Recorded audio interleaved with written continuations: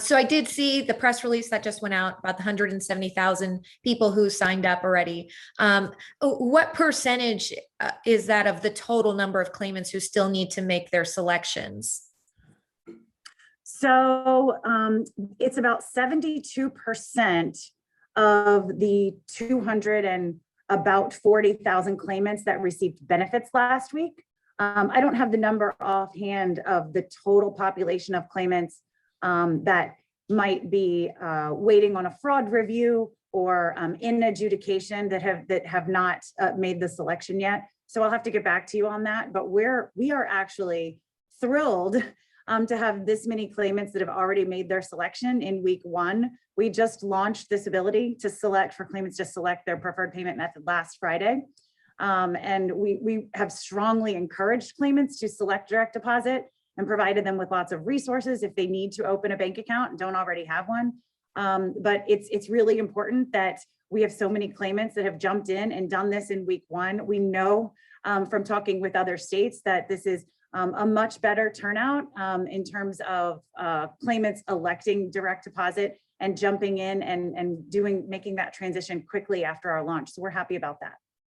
With any launch and any new change, there's going to be, some little issues that come up. A lot of people are saying that, they put in their bank account information, but then they get an error message that it can't be verified. But then maybe if they put in their first 6 digits of their bank account number versus the whole thing it goes through. Do you have any idea why this is happening or additional insight on how they can get this to work? Sure. So that's a little bit of a different issue than what I have heard about, but we do have we're working very closely with Wells Fargo on an account verification process. So if claimants put in their bank account information and it is not immediately approved or verified, there will be a micro deposit process. Some may be familiar with that. The purpose of that is to ensure, number 1, that they are the owner of the account, and ensure, number 2, that that bank account is able to receive ACH deposits. So a claimant will receive 2 micro deposits of less than $1 into their bank account, usually within 1 to 2 days, and they will receive instructions on how to report back and verify that they received those deposits so that they can get the green light that their account is verified, and they will get a message in their portal that tells them that their bank account details verification has been successful and that their payment method has been updated. The micro deposits, so is that only for Wells Fargo customers or other banks as well? No, it's for all banks because our direct deposit provider is Wells Fargo. Wells Fargo is the bank managing the micro deposit process into a claimant's bank account, no matter where that bank account sits. An issue many Bank of America debit card claimants experienced had to do with fraud. Their money was either stolen from them or their account was flagged for some reason. And then it was this back and forth between the department and Bank of America. One said they were waiting for the other to be able to reissue funds or a new card. So how will this new process streamline transactions if there's an issue? Will Wells Fargo be involved in the process, or will it strictly be your bank and the department? So that's an interesting question. Obviously, we've promoted the direct deposit process as a fast, safe, more convenient way for our claimants to receive their money. And that is primarily due to all the fraud nationwide in the unemployment insurance system. Benefits will go directly into a claimant's bank account. New claimants won't have to wait that 7 to 10 days to receive a card. It's safer because through direct deposit, there's no risk of the debit card being sent to the wrong address or lost in the mail or stolen, which were some of the issues that were happening with Bank of America debit cards. Obviously, claimant gets their payments every single week automatically directly deposited into their account, and they can use them and access them directly from their bank account without having to retain or keep track of a separate card. So I think the direct deposit process in and of itself is going to be safer, faster, more convenient. Once we get to the end of this 3 weeks and at May 21st, when every claimant has hopefully made their selection for direct deposit or paper check, if there are any issues with remaining Bank of America debit cards, there will be a phone number to call if a card was lost or stolen, and we are allowing claimants to utilize any remaining balance on those cards all the way up until August 1st. So we're trying to work with both parties, Wells Fargo and Bank of America, to make this transition as seamless as possible for our customers. Once the micro deposit happens and you verify your account, say I have M&T and there's an issue with my claim, is Wells Fargo then involved in that process anymore, or is it just going to be between me and M&T and the Department of Labor? That will be the Department of Labor. We obviously have an entire team of people that are working very closely with Wells Fargo on this process, and have understood IT people that understand how that micro deposit works and the account verification works.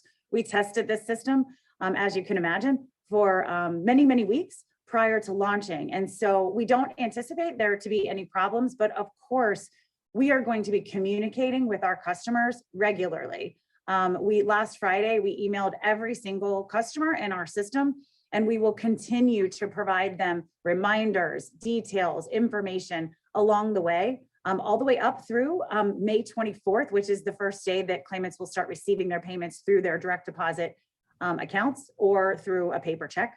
And we're doing that because any questions they may have, feedback we're getting, we have this unique ability, with the new system and having an email for every single customer to communicate with them, not only in their portal, in the Beacon system, but via direct email communication. And that's important because every time we receive feedback or there's confusion, we can email every single claimant and give them further instructions. So far, so good. We know the account verification process is extremely important with all the fraud in our system. And we are doing that to protect our taxpayers' money, but also our customers. And we do not want any benefits going to the wrong account, the wrong person, which is why we make sure that their accounts are set up to receive these deposits appropriately, and that they are the accurate owner of the account. That being said, once we get to a point, if the verification comes back with a red flag and their bank is not, for some reason, allowing the direct deposit, we will work with them to make sure they make a selection to receive a paper check in the meantime, or our customers and staff servicers can certainly work with their bank directly to find out what the problem may be, to make sure if their bank says they should be able to receive a direct deposit, we'll work through that and provide instructions to those claimants to get that resolved as quickly as possible. And Maryland was one of only 3 states that didn't previously offer direct deposit.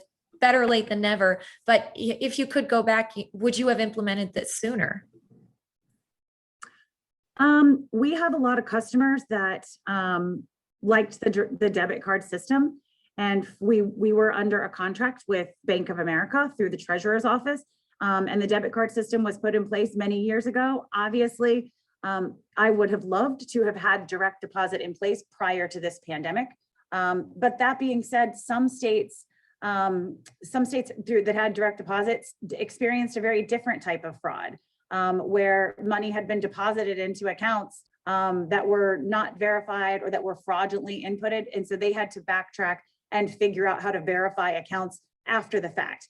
We are in a unique position in this pandemic where we have so many customers. Our volume is still high. We have a new system in place. We have all the technology in place to be able to communicate effectively with our customers, enter into this contract at the right time to prevent fraud, to make things faster, safer, more convenient for our customers. So I think the time is perfect, and I'm happy that the launch is going so well so far. There were still a number of people who elected for paper checks. USPS hasn't been the most reliable during the pandemic. Are you concerned that you'll start receiving an influx of calls from people who don't receive their checks on time? I hope not. We are really happy that over 86% of those that have elected a new payment method so far have selected direct deposit. That's what we're encouraging and helping every claimant that is concerned or doesn't have a bank account yet and wishes to receive one. We're providing all kinds of resources. We issued a press release today as well, listing those resources and FAQs and information from our financial regulation commissioner with all kinds of information to help our customers feel safe and for low cost options to open a bank account. That being said, for those that do wish to receive a paper check, at this point, it's only 13% of our claimant population. We will certainly ensure and be monitoring that very closely. The paper checks are not being sent directly from the Department of Labor. That is part of the Wells Fargo contract.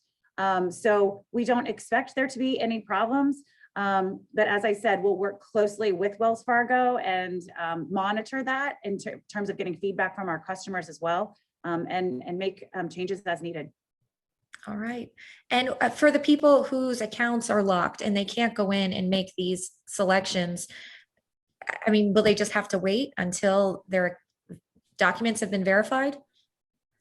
That's correct. As soon as their documents to verify their identification have been verified, they will then receive the same prompt in their portal that other customers are receiving, asking them to make their selection for their payment method.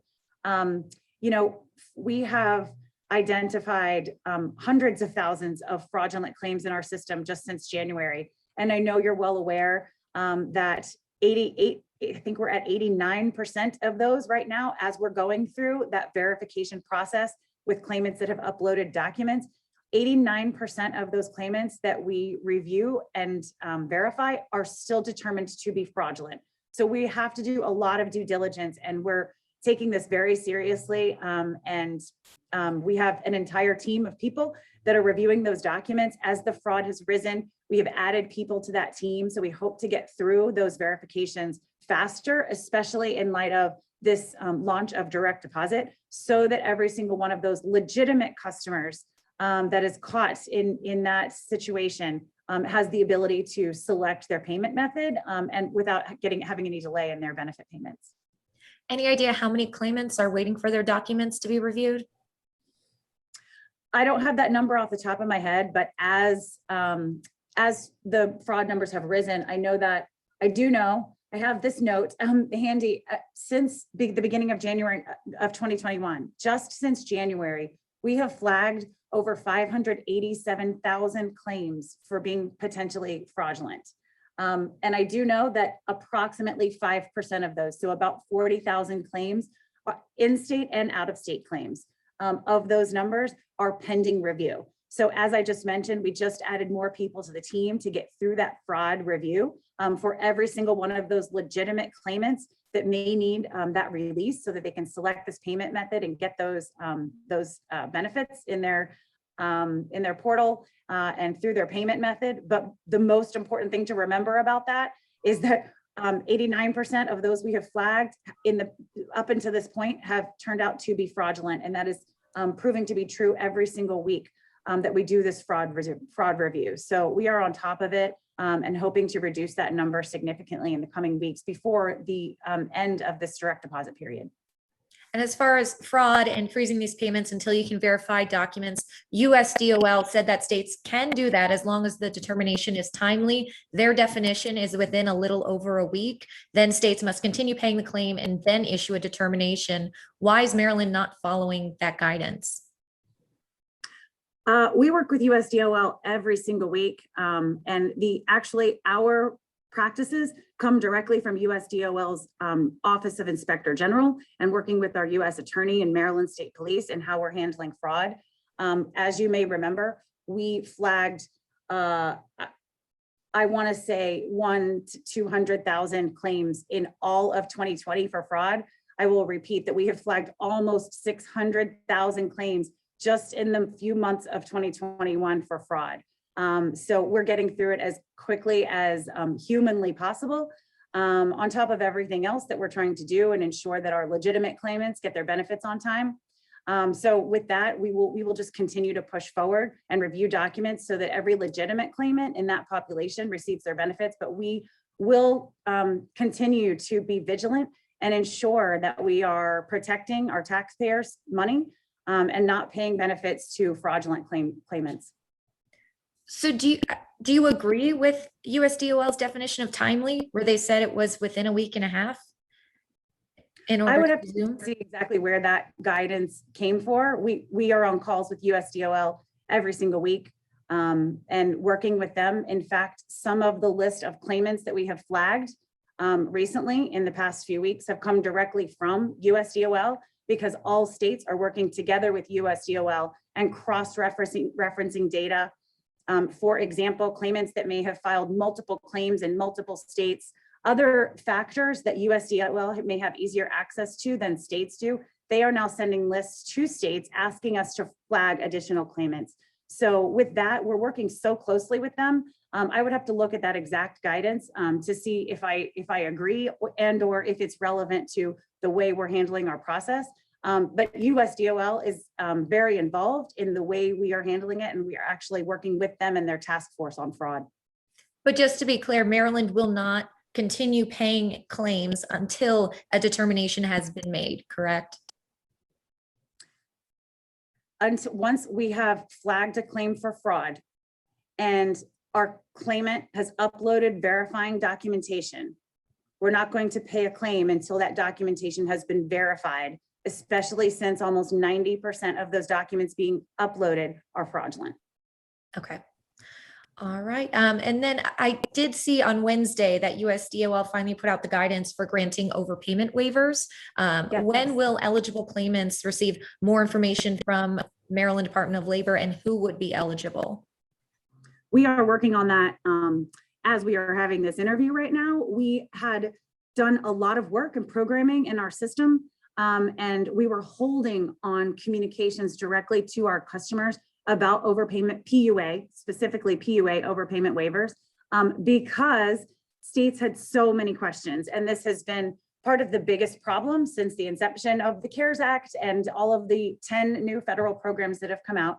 This is the problem states have dealt with along the way because the federal government issues guidance. States have a ton of questions. Then they issue different guidance, or something changes, or they expand a definition. So states have this call every single week to go through this, and that's why we are working so closely with USDOL. That's why the additional guidance came out this week. So we are evaluating that, and now we have to go back and reprogram our system in light of the new guidance. So as soon as that is complete, I'm hoping by next week we'll be communicating more about how we are rolling that out and how we'll be able to make those overpayment waivers happen more quickly. But I'm glad we held because if we had issued communication in the last couple of weeks like we originally planned, we would have had to change it a couple of weeks later and re-communicate. And that's why our customers continuously get confused, because the federal government changes the rules of their guidance and their program regularly. So that's why we're working so closely with them and in conjunction with other states to make sure we get our customers the best information in the most timely way. And just going back to the verification documents, I know that you all were bringing on a new vendor and more people to automate that process. Do you have any information on who that vendor is? I know this has been in the works for a while. You know, what has kind of caused the delay in getting that contract? Sure. I wish I could tell you that the vendor had been chosen, but I will tell you that we hope to select that vendor within the next week. I'm really excited about that. It has absolutely taken longer than we anticipated, and such is, the way of procurement. I asked for procurement flexibility this legislative session during the pandemic for reasons like this, and we were not granted that. So we must follow the state rules and regulations regarding state procurement. This was a competitive procurement. We have had to ask additional questions of some of those vendors and get different demos, because some of their proposals were not apples to apples. And it's really important that we look at the technical side of those proposals and the price before we go to BPW and get approval for those contracts so that we're doing what's best for our customers and what's best for the state. That's the reason for the delay. But I know that my unemployment insurance and procurement team are actually on calls with some of those vendors for final questions and answers today, and we expect to make a decision so that we can move forward with onboarding that vendor, getting them connected into our system so that this fraud verification and initial fraud verification on accounts, it'll be happening at the front end and the back end, will be much more streamlined, and we'll have an entire company on board to do that for us, so it won't be so manual. And manual. So right now there's an individual looking through these documents and going through it. With the new vendor, would it be a program that does it? Would it be just additional people working on it?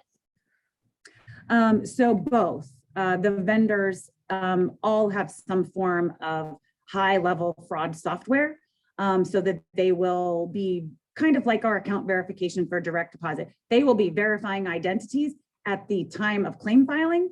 And for the population of claims that need document review and verification, they have much more streamlined software programs to do that. Yes, right now, to your first question, we have a large group of human individuals who are trained. We are doing training every week for new people. The training is extremely important because you would be surprised the type of documents that get uploaded that look very close to a real passport or a real driver's license. And some states allow out-of-state licenses for in-state work. So our team reviewing these documents has to know every state's identity documents and what's real and what the holograms look like. We've provided manuals and training so that they can compare and contrast.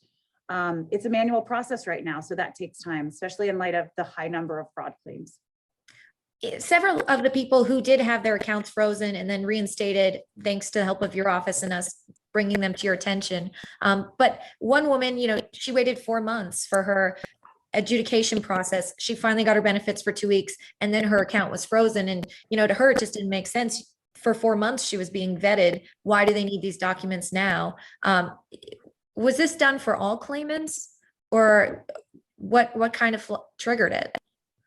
Oh, I wish I could tell you the triggers, but then I would be tipping off the fraudsters as well. We are working with an international data hub with our national organization, National Association of State Workforce Agencies. We're working with USDOL. We have this state cross-match program in place. We have our beacon system with using all the best practices, again, from those federal partners who have told us what we need to flag and why. And so things change in claims. And while an adjudication may be taking place, that's an interview, an investigation with an employer dispute. That's very different than a flag that could arise at any time on a claim for fraud. So that could happen at any time. It's definitely not happening across the board. It's happening in conjunction with best practices and triggers in our system. I will say we have been commended by USDOL for flagging as many claims as we have and for having such a high rate of accuracy. So I'm proud of that. It's saving our taxpayers money. I'm also really excited to get this fraud vendor on board so that we can streamline the process and make sure we're getting everyone released and cleared that is a legitimate claimant and getting their benefits to them as quickly as possible. Mallory, I was supposed to be on a call at 11:45. And I'm over time, and I just looked at the time. So I'm gonna have to go, but it's been such a pleasure talking with you today. Thank you. Thank you again for giving me the time. I really appreciate it. Sure. Talk to you soon. Bye.